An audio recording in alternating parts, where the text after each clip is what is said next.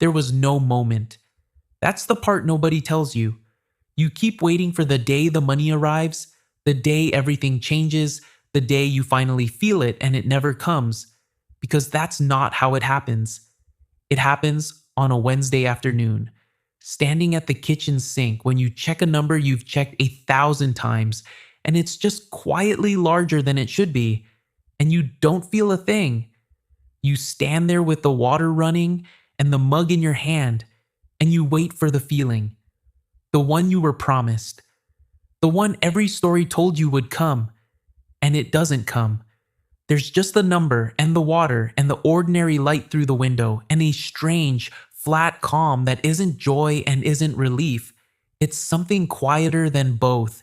It's the feeling of having arrived somewhere so slowly that you never crossed a border, never saw a sign, never got to point at a spot on the road and say, there, that's where it happened.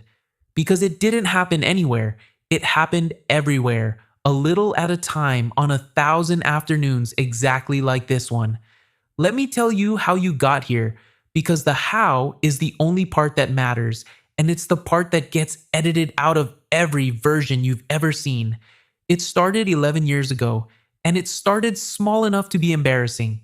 $200 a month. That's it. That's the whole origin story. Not a windfall, not an inheritance, not a bet that hit. $200 moved quietly out of your account on the first of every month into somewhere you promised yourself you wouldn't touch. You set it up on a Wednesday, actually, which is maybe why Wednesdays still catch you off guard. It took about 9 minutes. You almost didn't do it because $200 felt like both too much to spare and too little to matter, which is the exact feeling that stops most people before they start. And here's the thing you have to understand about those first years, because it's the thing that breaks everyone. Nothing happened. Not slowly, nothing. You'd check the account after 6 months and there'd be a number in it that was almost exactly the sum of what you'd put in, plus a little so small it felt like an insult. You did the math once in your head, standing in that same kitchen, all that discipline, all those months of not spending the 200, and what you'd earned on top of it wouldn't cover a nice dinner. You remember thinking, this is pointless. You remember thinking it more than once. That's the first winter of the thing. And I call it winter because that's what it is. You plant something, and then for a long time the ground just looks like ground. There's no sign anything is happening. There's no reward for the watching. If anything, the watching makes it worse because you keep checking for a change that isn't there yet. And every time you check and see nothing, a little voice says, see, told you, this doesn't work. You'd have been better off keeping the money. Most people listen to that voice. That's not a criticism. It's just the math of it.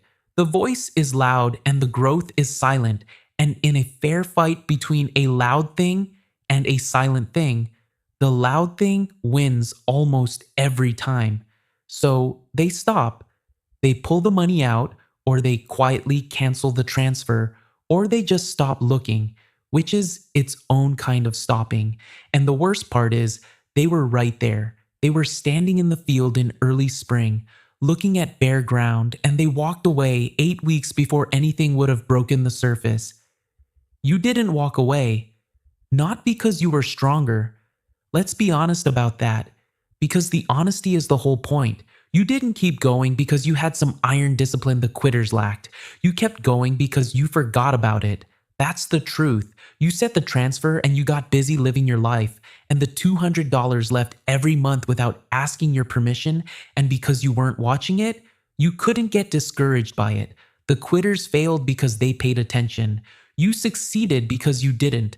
There's a lesson buried in that, and we'll get to it, but sit with how backwards it is for a second. The thing that saved you was forgetting.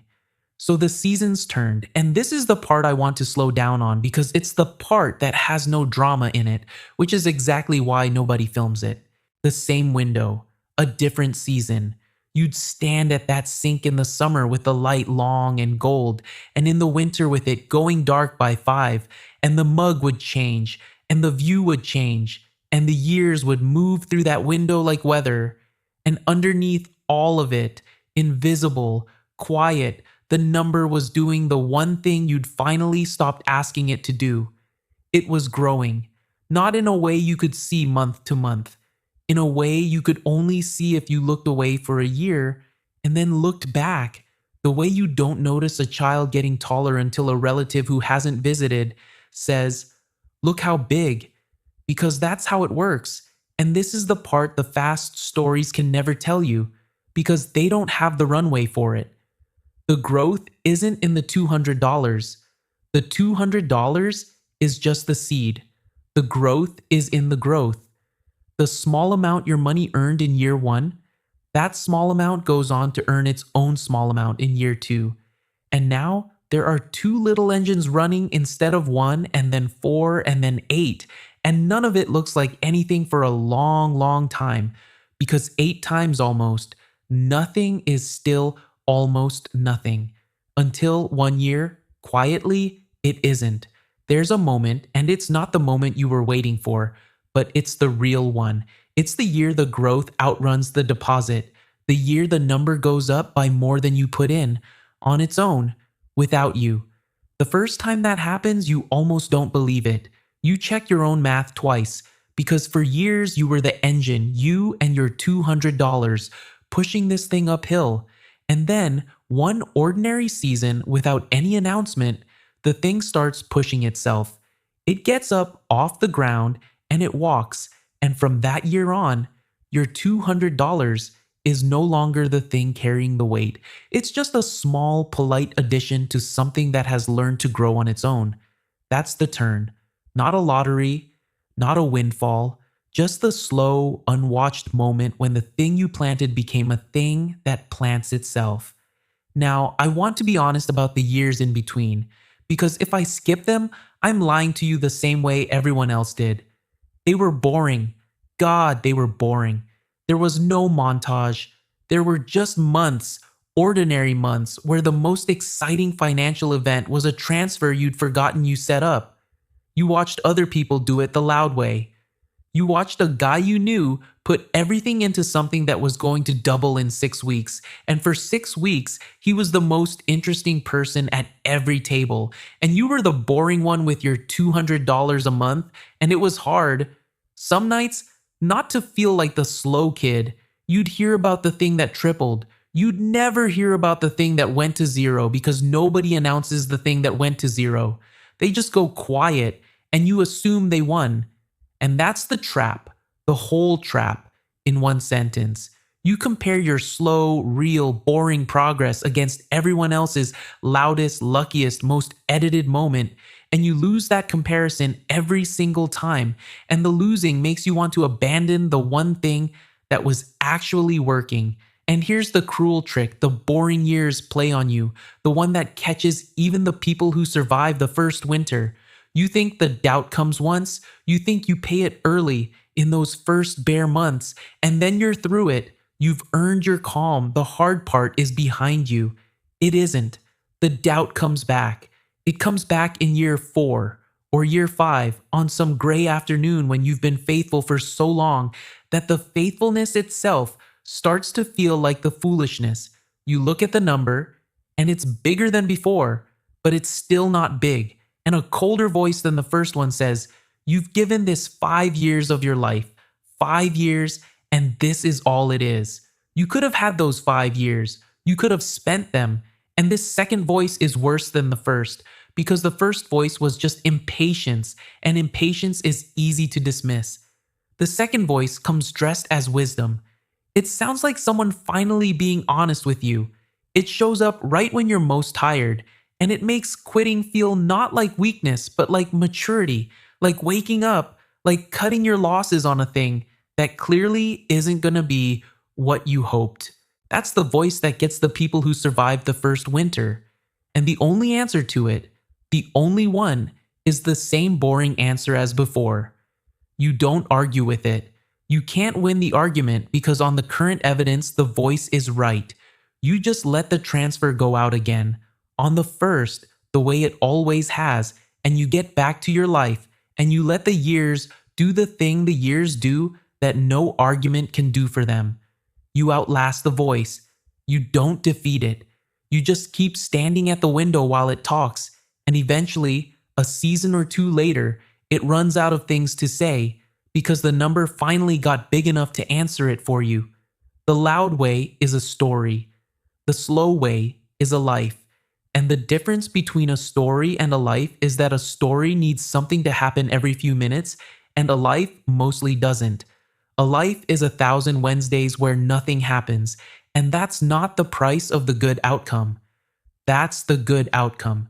The uneventfulness is the thing you were building the whole time, the quiet account, the transfer you forgot about, the ground that looks like ground. That quiet is not the absence of the reward. It is the reward, arriving so early and so gradually that you mistook it for boredom. Here's something else nobody tells you, and it might be the most important thing I say. The money was never the point, and the people who get this are the only ones who make it to the end. You'd think the person who wants it most would try hardest and get there fastest. It's the opposite. The person who wants it desperately can't survive the boring years because the wanting makes every empty month unbearable. They need it to be working visibly now, or the whole thing feels like a betrayal. So they chase the loud version because the loud version at least promises to end the waiting. The person who makes it is the one who mostly stopped wanting it, not out of some noble detachment, just because they got busy with an actual life, and the actual life turned out to be enough, and the $200 a month became a thing they did the way they brushed their teeth, without hope and without despair, without checking whether it was working, because they'd stopped needing it to work in order to be okay. And that's the secret nobody will sell you because you can't sell it. The people most likely to get rich slowly are the people who already feel rich enough to not be in a hurry.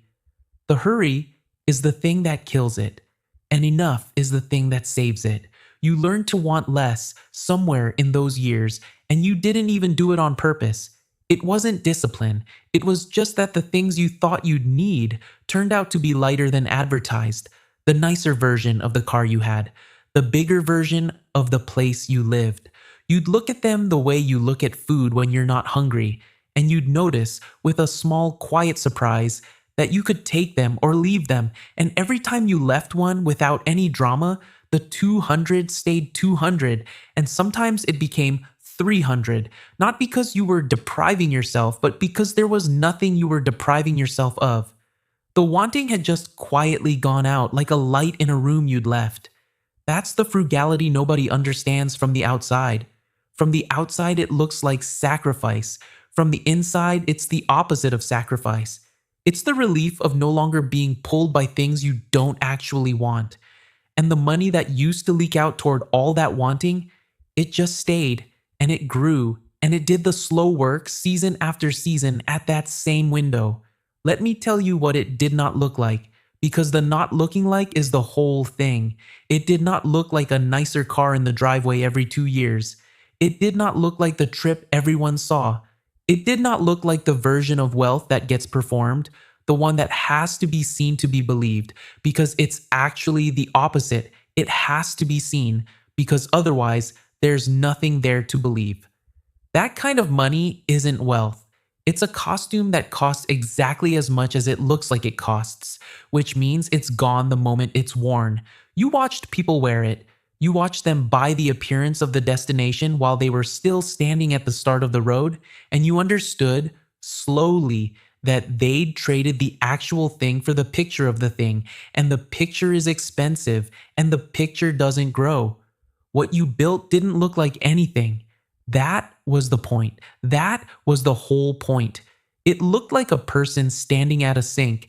It looked like the same jacket for 6 years and a car you kept until it felt like a friend. It looked like nothing. And underneath the nothing, quietly at that window, through all those seasons, something real was growing precisely because you never spent it on looking like it was. And then you get to a Wednesday afternoon, 11 years in, and the number is quietly, impossibly larger than it has any right to be, and you feel nothing, and the nothing is not disappointment. The nothing is the sound the thing makes when it finally arrives. Real wealth arrives in silence. It has to, because if it arrived loud, you'd have spent it on the noise a long time ago. Nobody threw you a party. Why would they? From the outside, nothing happened. You didn't win anything, you didn't launch anything, you didn't have the moment. You just kept a small, quiet promise to yourself for 11 years. Through every boring season, past every louder person, and the keeping of it was so undramatic that even you almost missed it. There's no ceremony for the person who didn't quit. The reward for not quitting is just the thing itself, showing up one ordinary afternoon, asking for nothing, changing everything and nothing at the same time. And here's the part where I hand it back to you, because this was never really a story about a number. You have a version of this already. You have some small, quiet thing you could start, or maybe already started and forgot, or maybe started and quit during its first winter because the ground still looked like ground. $200 a month, or less, or something that isn't money at all. Some slow, good thing that pays out only if you're willing to do it long past the point where it feels like it's working. And the whole game, the entire game, comes down to one boring, unsellable truth. It works if you don't stop. And you'll want to stop. Not because it's hard, but because it's quiet. And quiet feels like nothing, and nothing feels like failure right up until the season it doesn't. So you're going to stand at your own window some ordinary afternoon, years from now, and check a number you've checked 1,000 times. And I can't tell you what it'll say, but I can tell you how it'll feel when it finally says it. It'll feel like nothing. And by then, you'll know that nothing is the sound of it working.